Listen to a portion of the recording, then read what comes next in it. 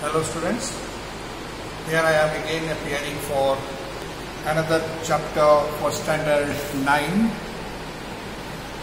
Today we are going to study a new chapter, seed structure and germination for standard 9. Here it is, class 9, chapter seed structure and germination, part 1. Remember, it is part 1 only. One video only can possibly do it part of the chapter. So it is part 1. So first of all, we will concentrate upon the definition of a seed. What is a seed? Definition of seed. Seed is actually a mature and developed ovule after fertilization. In fact, some of the books are simply writing matured ovule. And if you talk only about a matured ovule, it may also indicate a mature ovule in a flower. When the ovule becomes mature, it is ready for fertilization. Before maturation, ovule is not ready for fertilization. So pollination followed by fertilization. But it is not that. It is actually after fertilization, whatever changes occur, that. So that's why the word developed is been included. So you must write this definition. Seed is a matured and developed ovule. Development means some change. So that's why it should be written developed, matured and developed. And do not forget to mention these two words, after fertilization. This is very important. Now next part, we are going on to the parts of a seed in general. In all the seeds, if you take together, what are the parts we generally find? Together in a flow chart, I have shown you and I will explain you what are the parts present in a seed. The seed contains this many parts. The outer protective covering, we call it seed coat. Technically we call it seed coat. The embryo, the second part of it, it is formed from the zygote. I will explain that. The cotyledons, that is the seed leaf that is present in the seed, and endosperm. In some it is present, in some it is absent. First of all, we pick up seed coat. Seed coat means outer covering. The seed is being covered out externally by means layer, 2 layers. This seed coat has got 2 layers. Outer tough testa. It is a very tough and leathery. The layer is tough and leathery. Most of the time it is colored also. You may see in a bean seed, in any other seeds, the color may be brown, light brown, yellow, green. Definitely it will be having a color. So it is colored. Its main function is to protection of the inner parts of the seed from bacteria, fungi and some other substances. Inner part one is very delicate and membranous. It is always associated with the testa. Sometimes it is very difficult to separate from testa. In some seeds what we study, we sometimes do not even see the tegmen is there. It is called tegmen. Remember the tegmen. This is testa. The second one is tegmen. Tegmen is membranous. Membranous. Sometimes it is white or sometimes it is semi-transparent, very thin membrane and delicate membrane. Though it is delicate, but it is still giving some protection to the inner part of the seed. Time and again, as I told you, it may not be visible properly because it is stuck to the inner surface of testa. This is the outer seed coat. Second part of it, the most important part in a seed is the embryo. Embryo. Embryo is the main structure from which the new baby plant will grow. The new plant that will grow from it. This actually formed from a zygote. We have studied in the previous chapter. The formation of zygote is due to the fusion of first male nucleus with the egg nucleus. And that result in a zygote. And zygote slowly develop into embryo present in the seed. And this formed from zygote. And finally, when germination will take place, this embryo will give rise to the baby plant. This embryo, it is a tiny immature form of baby plant. It is having a kind of a structure, parts. To understand the process of germination later, we have to study those parts separately. So I am picking up that one, and it is called separately as embryo axis. This embryo axis, if we draw it here, it is given there. I will explain again. The total length of the structure is embryo axis. In this, there are 4 parts. 1, 2, 3, 5 parts. 5 parts are there. What are the parts? First one is plumule. This one. Plumule is the pair of folded embryonic leaves that produce the shoot during the time of germination. Shoot part of the plant will form by this plumule. Next part is in between the plumule and the point of attachment. And point of attachment is mesocotyle, is called epicotyle. This is epicotyle. And epicotyle is in between the plumule and mesocotyle. Mesocotyle is this, is the point of attachment with the embryo and the cotyledons. It is mesocotyle M here, and this point of attachment with the axis is the cotyledons. The third part is a hypocotyle. This portion, a hypocotyle. Hypocotyle is in between the radicle and mesocotyle. Radicle is at the last. Radicle which actually gives rise to the root system after germination, and mesocotyle is the point of attachment with the embryo. In between that, there is a space, this part, it is called hypocotyle. This will be required during the time of germination to explain why this hypocotyle and epicotyle is here. And together all these things are called embryo axis. This is a part, this is again embryo. Next we come on to the cotyledons. There may be 1 cotyledon or 2 cotyledons. Classification I will tell you. Seeds are classified into 2. Monocotyledon, dicotyledons. Maybe there are only 1 cotyledon, maybe there are 2 cotyledons. 1 or 2. In some dicot seeds, it stores food, but not in all. Some dicot seed does not store food, it stores in the endosperm. And some monocot seeds, it does not store food, endosperm does it. But cotyledons are actually what? These cotyledons are modified seed leaves. Modified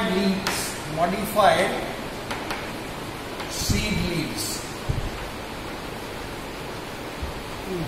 It is actually modified leaf, but modified seed leaves cotyledon. In some cases like pea, bean, gram, it is storing food. But in some other cases it does not store food, like cotyledon does not store food in maize, rice, wheat, monocot grains, monocot seeds, they do not store food. The next part of the seed, it may be present, may not be present. The endosperm. Endosperm is directly coming from the second fusion of the double fertilization that you have studied in the previous chapter. In the double fertilization, first fusion produced the zygote. There is the zygote. And the second fusion is between the polar nuclei, 2 polar nuclei fuse and then is fused with the second sperm nucleus, and that second fusion, it results in endosperm nucleus. That endosperm nucleus produces this tissue called endosperm. This tissue provides food for the embryo in monocot grains or monocot seeds. But in some dicot seeds it may be present, but in some other dicot seeds like pea, bean and all those, this endosperm is absent. Absent means it starts at the beginning, but afterwards slowly it has been consumed and converted. The work is being picked up by the cotyledons. So in some seeds it is absent, some seeds it is present. Next we come on to the types of seeds. Types of seeds can be done in 2 bases. Number 1, first, on the basis of presence and absence of endosperm, whether it is present or whether it is absent. If albuminous seed or endospermic seed, remember this technical term, albuminous seed, they have the endosperm, the seeds or grains, whatever. If they are having the endosperm structure, then it is called endospermic seed or albuminous seed. Example, Most of the leguminous seeds are monocot seeds or grains, rice, wheat, maize. Some of the dicot seeds are also there. Castor, then custard apple, they are also albuminous, means they have endosperm. The other seeds, the other category is exalbuminous seed or non-endospermic seed.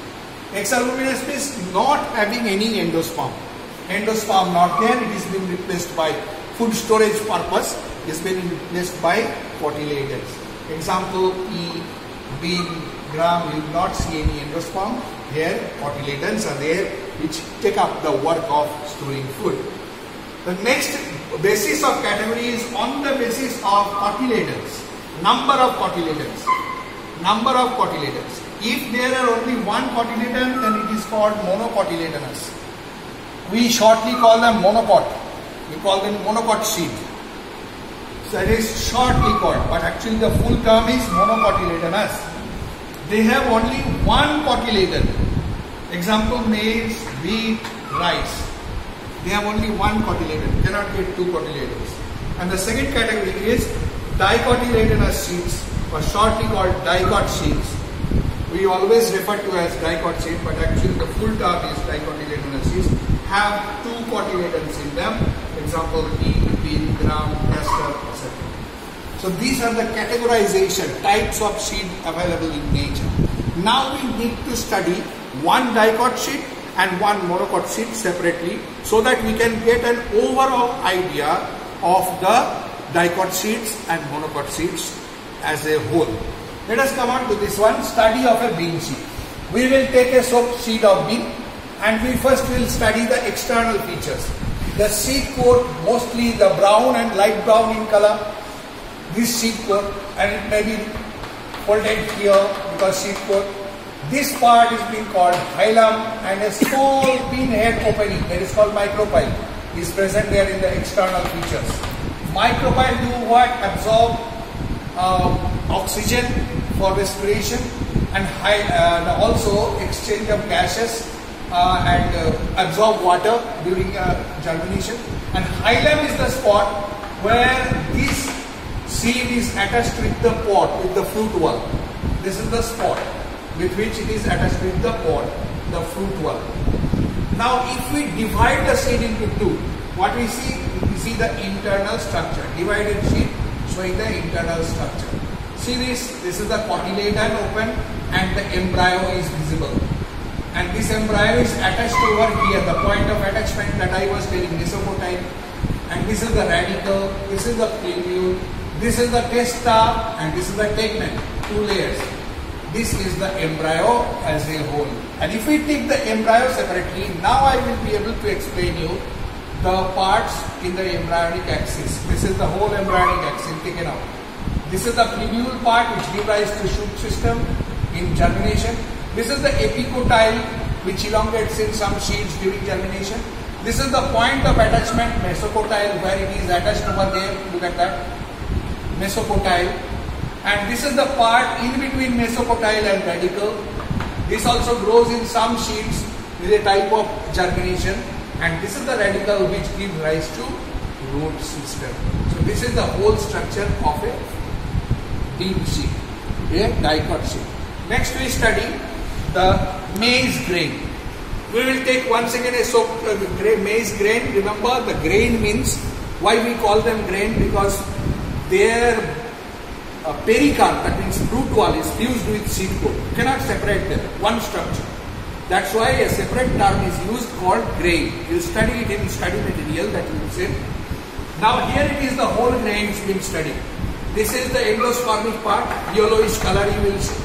And at the central portion of it, the oval part of it, that is parabolic part, it is a whitish part, it is scutellum.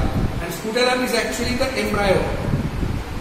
Scutellum is actually, cotyledon. It is the cotyledon. And we separately call it scutellum because it is very small, out of which there will be an impression available. Plumule is there and radicle is there. And this is the whole embryo visible.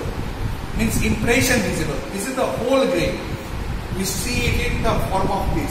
And if we take a section through the middle, by means of a blade or a sharp knife, we will see the side view of this. Section LS means longitudinal section of a maize grain.